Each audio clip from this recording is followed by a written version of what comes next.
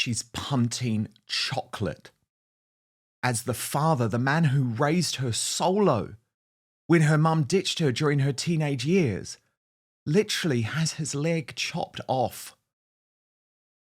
Breaking today, the very sad news that Thomas Markle continues to fight for his life in a hospital in the Philippines, awaiting more surgery. But his family has now confirmed the news, which I didn't want to say yesterday because I didn't feel it was my place to do so, that he has had his left leg amputated as a result of this blood clot. And the family are angry. They're angry with Meghan Markle. Samantha, Thomas's devastated daughter, simply posting on X, "Fuck you, Meg," with this AI video. Watch. They're for you, sis. Did I forget the sprinkles? GFY obviously stands for go fuck yourself. Thomas Markle Jr. confirmed this terrible news, telling the Daily Mail, "My dad has been very brave. His foot turned blue and then black. It happened very quickly. I took him to a local hospital and they did some scans and an ultrasound and said the leg had to be amputated. There was no option. I was told the leg had to be removed and it was a case of life or death." Now let's just remember what Thomas Markle told the Mail in September. This is Thomas Sr. "My only wish before I die is to meet my grandkids. I want them to know I love them and care for them so much." His leg was literally amputated. She has not made a phone call. Her team has not checked in at all. It's truly twisted. But what she has been doing, and I'm going to show you, look at this post on her Instagram story, what she has been doing, as her dad literally wakes up and finds out he no longer has a left leg, is punt her crap, punt her products. Thomas Markle Jr. can barely afford to pay for the hospital in the Philippines, and she's selling chocolate. This woman is not only calculated and callous and cruel and twisted, but she has absolutely no idea about modern PR, because this email popped into inboxes today. As we were all reading with horror what's going on with Thomas Markle, this came in. And she wrote, "Raise the chocolate bar on giving in good taste with the most coveted set of the season." Remember, she writes all of this. "A gorgeous limited edition trio of chocolate bars curated by Meghan." I mean, I'm not even joking. It's really unbelievable now. And according to Taz, posted on X, "I'm thinking of Thomas Markle today. My father had to have his leg amputated, and it's incredibly tough to go through that emotionally, let alone whilst he's fighting for his life. I hope he pulls through and his health can improve." And of course, it's a crunch few hours now, Tash. But as a daughter who's had to deal with their own father getting their leg amputated, can you believe the callousness of Meghan not only saying nothing, not only doing nothing, because remember, her team briefed me all of those years ago, Thomas Markle is already dead to her, but just continuing with her campaign to sell chocolate bars? It's mercenary. It shows it's a reminder for many people. I think many people are never going to get over when they did Oprah knowing that Prince Philip was dying. Never. Not from Meghan's perspective, but from Harry's. This was his grandfather. And Meghan even got friends to say that they were deliberately faking it to muzzle her. And obviously, when Philip died, there was no moment where she suddenly thought back like, "Oh, we were terribly wrong. This was terrible. This was, we made a mistake." And it's very clearly obvious that for whatever reason, whatever story she's fed Harry, he's even said himself that she's lost her father, which I've always found so disgusting. And yeah, I mean, the fact that she's flogging her wears and tears, I mean, maybe she didn't believe that Thomas had been taken ill, which is one thing, but for this to come through confirmation that he's fighting for his life, he's in intensive care, it can go the other way very, very quickly, and I truly hope not. I've always had a lot of sympathy for Thomas Markle. I feel that he's always been cruelly treated by the media, aided by Harry and Meghan's treatment of him. I'd say that Thomas Markle actually was bullied more by the British media than what Meghan, his daughter, was. And they've added to it. But to be posting, still careering ahead with this, oh, buy my chocolate, buy my jam, buy this. And Thomas Markle, let's be realistic, there is a chance that he may not pull through. He's in his 80s, he's very overweight, he's very ill, he's already had strokes, and to have his leg amputated in a life and death situation, this is really, really upsetting, and my thoughts are really with him. And obviously Thomas Jr., who's out there probably on his own, worried, terrified for his father's health. Well, he is, Tash. He absolutely is. And he's angry as well. Yeah. He's really angry at his sister.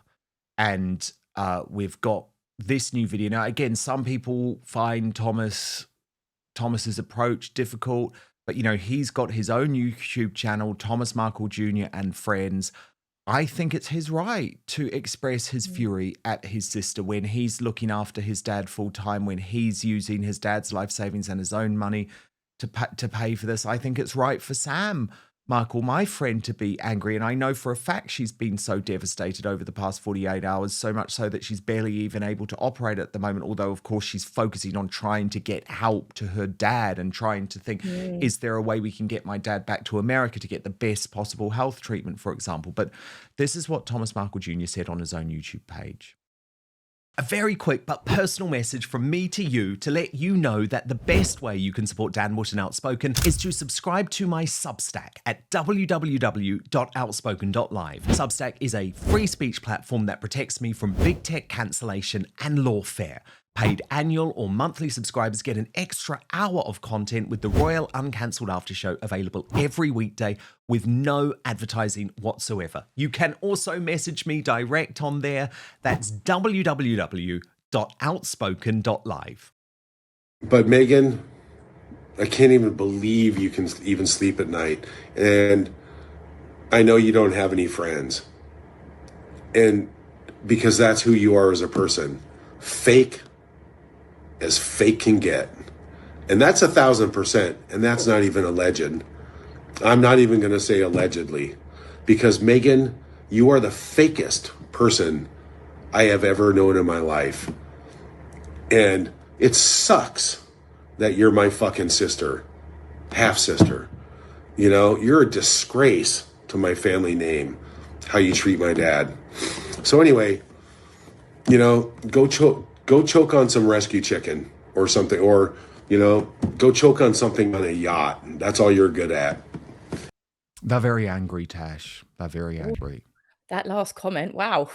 I mean, I understand the anger, but the yacht comment, wow.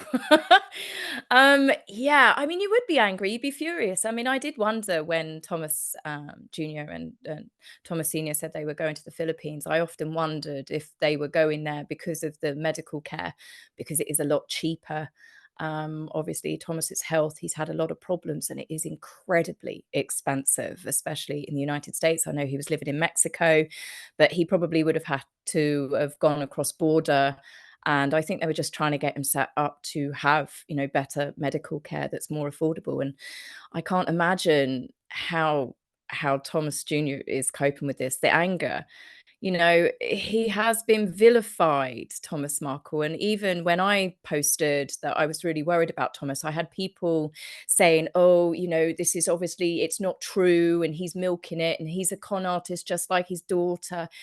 And then to find out that it obviously is true, I've never believed that. But this is the way that people unfortunately think about the Markles, because the way that Meghan's behaved, the way that she's completely ghosted him, the fact that Harry never met him, those two added to the pile on. They poured petrol on the fire of Thomas being, this apparent terrible dad that had taken care of her and given her every opportunity his entire life, to the detriment of his own finances and his other children as well. He did everything to make Meghan's dreams come true, and she can't even give him a phone call, let him speak to his grandchildren. And I honestly, I find it one of the most diabolical things about her. And then to be posting "buy my crappy flour sprinkled chocolate bars" when her father, let's be realistic, the next 48 hours could go very, very badly. I hope not. But it shows that she has got nothing to the depth of her soul. There she is doing a Christmas program when Christmas is all about, meant to be about forgiveness, love, family, reminding yourselves of the things that are most important to you. So I think this is really, honestly, so truly disgusting of her. But we shouldn't be shocked at this point, Dan. No, by the way, this chocolate, this new chocolate, she's actually ripped off the Queen's coronation. The King, King Charles's coronation Yeah. invitation. Can you believe this? Think Beautiful's done brilliant work here. Posting, Meghan Markle has stooped to a new low and plagiarized the King and Queen's coronation invitation to use on her chocolate bar Of course she has. packaging. Just Of course she has. astonishing. Of course she has. Every little thing, there's been so many references throughout all of this, hasn't there? From the moment that she started doing RO. Do you remember the design for RO, American Riviera Orchard, was like taken off of Buckingham Palace gates? She cannot help herself. One, she is unbelievable with her plagiarism. She has done it for absolutely everything for years and years, but she's always got to do this. She is constantly poking the royal family, as we know Harry is as well. So yeah, I'm not shocked that she won't even think twice about picking up the phone and making up with her father before it's too late. And I'm not shocked that she has lifted the idea from somewhere else. Meghan's sticky fingers can be related to a lot of things, really. But Tash, Rob Shooter is actually reporting, and this was astonishing for me, that Harry, even Harry, who has been cold and cruel towards Thomas Markle, realizes that Meghan should be reaching out. He writes, sources tell me Prince Harry has been gently but firmly urging Meghan to reach out to her father, who is in intensive care. One insider whispered, Harry knows estrangement. He made peace with his dad. Now he wants Meghan to have the same chance. He's been saying, don't wait, do it now. Another source added, she needs to see how serious this is. This isn't about headlines, it's about family. One longtime friend confided, Thomas has been through strokes, heart attacks, and more. The man has survived Hollywood-level drama, but this time it does not look good. Sources also told me Thomas moved to the Philippines partly to escape the constant reminders of estrangement. Every day there was a story about Meghan and Harry. This is a moment where Meghan can choose silence or family. Insiders say Harry's push is soft, compassionate, and very much a lead-by-example moment. He's showing Meghan what reconciliation looks like, and he hopes she takes it. But Tash, I know she's not going to. I mean, Tom Sykes was putting forward a potential way today on his Royalist Substack that Meghan Markle could do something almost to win the PR war, even though I don't think that's enough. And it's basically, make a phone call, pay the hospital fees, release a statement, suggest a Zoom. I don't think she's going to, Tash, because I've said a couple of times this week, I keep thinking back to the phone call that I had with her courtiers when she was still in the British royal family, where they said the principal, as they referred to her at this point, because she was a working member of the royal family, that the principal views her dad as being dead. He's dead to her. That was their briefing. But first, this episode of Outspoken is brought to you in partnership with Manscaped, the global leader in men's lifestyle and grooming. And the holidays are here, which makes this the perfect time to give the gift of smoothness. If you're shopping for your partner, your dad, your brother, or just treating yourself, I don't judge, the Performance Package 5.0 Ultra is an easy upgrade. Everything you need to stay clean, confident, and ready for any festive chaos. From trimming to freshening up, this all-in-one grooming kit helps you clean and keep confident and be ready for any festive occasion, from the office party to the in-laws' front door. Inside the kit, let me show you what you get. The Lawnmower 5.0 Ultra. This is Manscaped's groin and body hair trimmer. It's cordless, waterproof, powerful, and designed to help reduce nicks, whether you're tidying up for a date night, office party, or those family photos you didn't really agree to. You'll also get the Weed Whacker 3.0 for ear and nose hairs, plus the Crop Soother aftershave lotion to keep things calm, and Crop Preserver anti-chafing deodorant to keep you fresh if you're in a suit all day or bouncing between Christmas parties. And because it's the holidays, Manscaped throws in 2 free gifts: the Boxers 2.0 and the Midnight Bravo colorway, and the Shed 2.0 toiletry bag, so you can keep everything together at home or when you travel. So give the gift of smooth this season. And to the ladies in the Outspoken audience, if you're stuck on what to get the man in your life, this is one of those gifts that's actually useful. Boyfriend, husband, son, brother, that hard to buy for male best mate. The Performance Package 5.0 Ultra is a very safe bet because he gets a proper grooming upgrade. You get a better looking, better smelling bloke. Everybody wins. For me, I really like that it's all in one kit, the trimmers, aftercare, and the extras, so you're not faffing around with random charges and mismatched products. You just grab the bag and you're sorted. And what's so exciting is that today you get 15% off your entire order using the code Outspoken at manscaped.com. That's 15% off using the code Outspoken at manscaped.com. But now, back to the show. Yeah, as I said, I mean, that's stone cold, isn't it? To ghost him in the way that she's done it. We know that obviously because of Harry as well. He confirmed it when I think it was Netflix when he said that Meghan lost her dad, and everybody was like, he's still alive. He's doing absolutely everything he can. And people turned against Thomas. Some people did because they were like, oh, but he keeps running to the media. This is a man that couldn't understand why his daughter had completely ghosted him. He couldn't understand why his son-in-law never wanted to meet him. I think deep down, Thomas always knew that Meghan had told some tall tales to the royal family, and this is why she would never make up with her father. This is why she didn't want any of her long-term friends, even the cast of Suits, at the wedding in the evening. She didn't want loose lips sinking her ship. Meghan told an awful lot of lies, and I'd imagine that she has told some big whoppers about her father to try and justify her actions. For her to backtrack now, she's not going to. It's too risky for her because people would then ask the questions, including Harry potentially. Did you lie to me? I mean, I think it's pretty obvious, Dan, that that woman has been lying to Harry since the moment she stepped in front of him wearing his mother's perfume. Indeed. Thomas is a risk. But we've got to talk about Harry, though, and this Stephen Colbert appearance, because, Tash, the implications from it continue to resonate.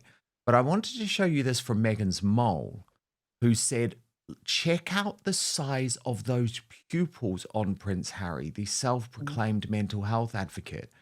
You do have to wonder, Tash, assuming that is a real photo, if he's okay. Yeah. Oh, he's definitely, well, I say that, I got to be careful there. I don't know, we don't obviously, but know. my opinion is he looks like he's medicated, especially because, Dan, you know what studio lights are like. The pupil's natural reaction in bright lights like that is to minimize. It lets in less light into your eyes. And this isn't the first time that we've seen Harry's pupils dilated like that. I remember the one when he was on that, oh, I can't remember his name now. He did one of the book chats with someone, and it was all to do with Harry having therapy.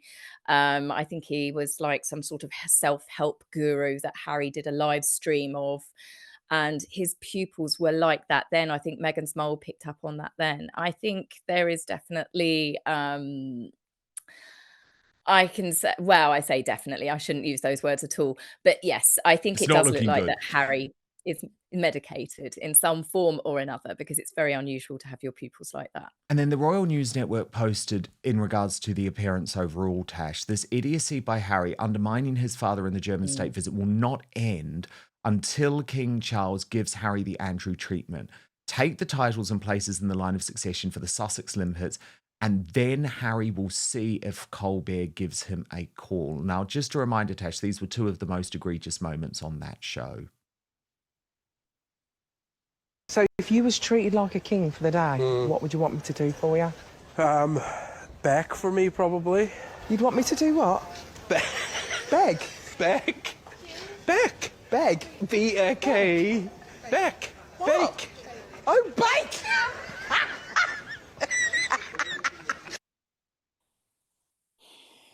I heard you elected a king.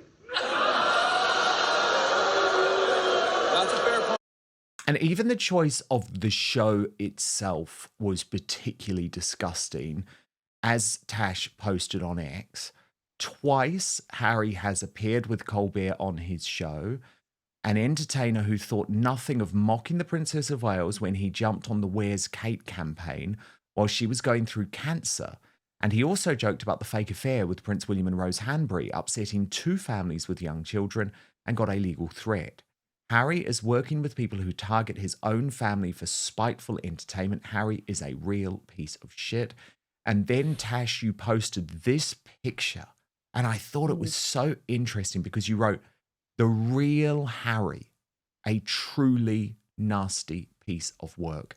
And Tash, he is, because not enough people are really working out that the choice of Stephen Colbert is so significant. It is a total smackdown of his sister-in-law, Catherine.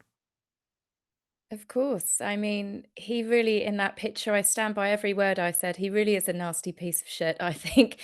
And that photograph shows Harry's personality. You see a mask slip every so often. This was one of those moments. That's his personality in there. What I believe the royal family and the courtiers and everybody spent years covering up. It's only later that we've started to get stories of Harry's terrible behavior, the way he treats people. I think he's been nasty for a very, very long time. And he had very, very skilled and clever palace PR to make up for it. Yes, he's making a fool of himself, they say. They say, oh, he's only ridiculing, taking the mickey out of the fact that he's a prince, a member of the royal family. No, he's not. He's making jibes at his family. He's just changed tactics.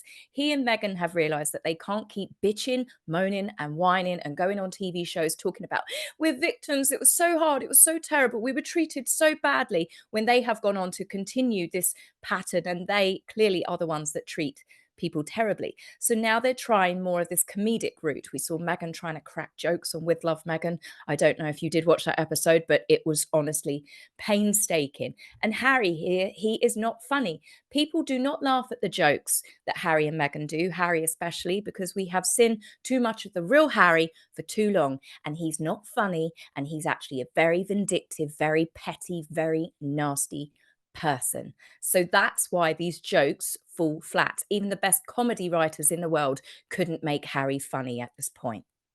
100%. And Tash, there's also the political aspect to all of this too.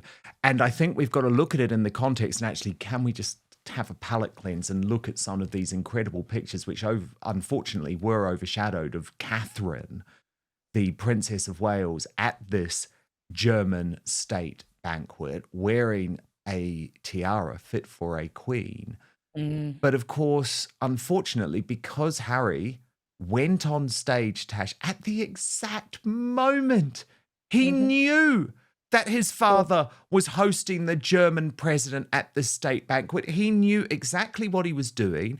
He knew that he was making highly politicized anti-Trump comments. All of this was totally planned. I mean, I don't understand what he thinks he is achieving, but I guess he did manage to successfully take the attention away once again from the real royals doing their real work. I mean, I'm biased. I'm biased here because obviously I love the royals. So when I was on social media, I was looking at the pictures of Catherine. That's all I cared about. I thought she looked wonderful, as did the Duchess of Edinburgh. I was watching all of the footage. I love this. I saw Harry's face pop up and I ignored it until the next day.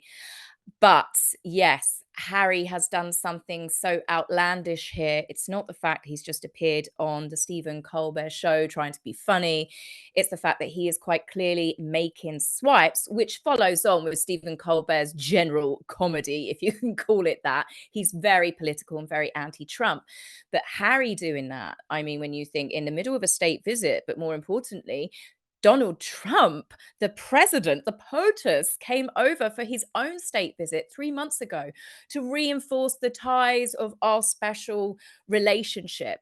And here's Harry at the next state visit, when obviously the king, he's had 2 European heads of state now. We had the French state visit and now the German state visit. These are very important these are incredibly important, especially at the moment when we've got so much political warfare going on, talk of war all of the time. These are really important for the soft diplomacy, for our country to build and strengthen the bonds that are already there. And Harry is running his mouth against the president again.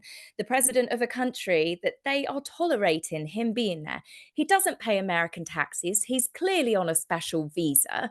He isn't an American citizen. He has trashed their amendments, the First Amendment, I think it was, and he's involving himself in so many different political arenas. He is definitely walking a fine line. And I think, honestly, he should either be kicked out of the United States, but we don't want him. Canada don't want him. Australia don't want him. Nobody wants him, to be fair. He's literally a prince without a country. But those titles, Dan, they have got to go. This is a potential political issue now. It really is. It really is. It's political. It's diplomatic. He's laughing in all of our faces. I mean, it's not going to work for him. This is what I find so funny. He thinks he's turning opinion around. No, he's not, Harry. You were even booed in New York. In liberal New York, you were booed on a left-wing show because people, no matter where they are politically in the US, are patriotic.